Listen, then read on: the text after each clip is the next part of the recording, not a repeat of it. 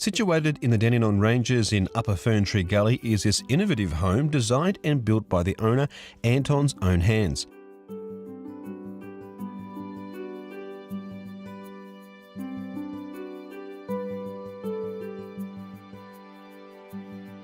Well, the first thing I've got to say about this home is the block of land, is it steep enough for you? 23 degrees elevation, it was a challenge. I reckon it was.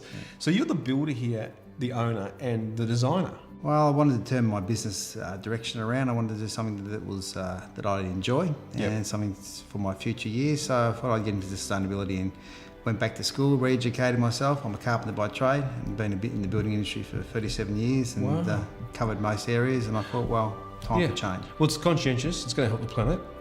And hopefully people who are watching as well get some ideas from this segment that they can use in their own home.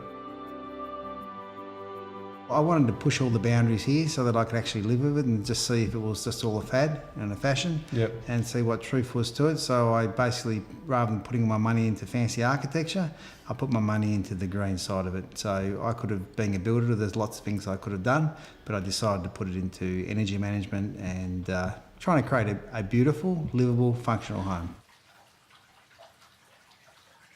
We have no power costs. We capture all our own water.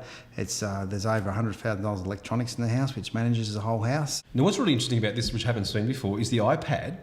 The app that you've got there actually tells you exactly how much power you're using at any given time. The whole lot. Power, water, the whole lot. We can manage anything that's coming in and out of the house as far as what we capture, what mains water we use, if we use any, how much solar power we've generated, how much mains power we've used. We can manage a whole lot. It's a system called EnviroNexus, a very good system. One of the problems that we had with the site was all the rock had come out of the site when we still had to do some of the adjustments to the site cut that was here. So I utilised it in the landscaping and I come up with the concept of using it in the thermal mass wall, which is internally contained. So basically it maintains a constant temperature of between 16 to 17 degrees. So in the summer it acts as an air conditioner and in the winter it acts as a heat sink. So, and it's always constantly adjusting itself. So yeah, no, it's a great thing. And in the theme of this home, it's beautiful. Well, the good thing about sustainability, it is long term. You know, you put it there, and when I'm turned to dust, it will still hopefully be here, entertaining the next generations. So it was built on a 120-year life cycle of the house as a minimum.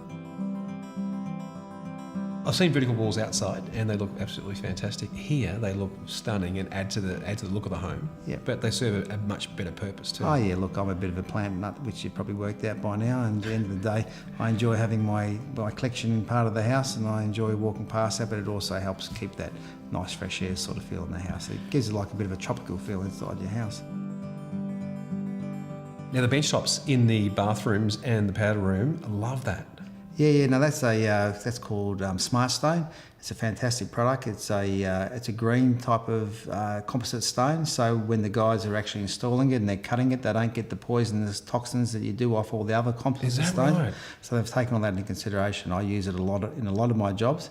It's very popular with all my clients. It's a great looking stone.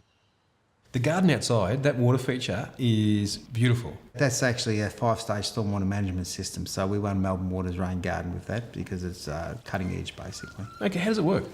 Basically takes all the water off the site. Any excess water that doesn't get used in the tanks also goes through it, and it basically takes out all the nitrogen and nutrients out of the water. So before it heads out to the bay, it's actually going to stop all the algae blooms and stuff like that. You can see all the little waterways that they're building everywhere. It's a similar part of that. That's amazing, isn't it? Yeah.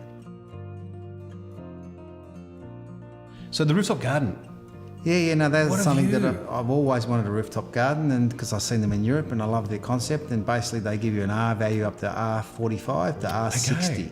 So depending on how much vegetation's on there, basically gives you so our temperature in our house doesn't matter if you're on the top level, on the bottom level, it's pretty well constant all the time. It's amazing. So we have like 45-degree days, and we have backup air conditioning, which hardly gets used because at the end of the day, the house is so constant in its temperature, and most of it's to do with that roof garden.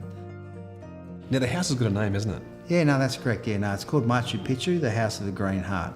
I wanted to give the house a name because I really didn't want it to be attached to me. I wanted to be a separate entity to the house, so that when I'm long gone, that the house will still be known, and then hopefully inspiring people to do more green, sustainable things.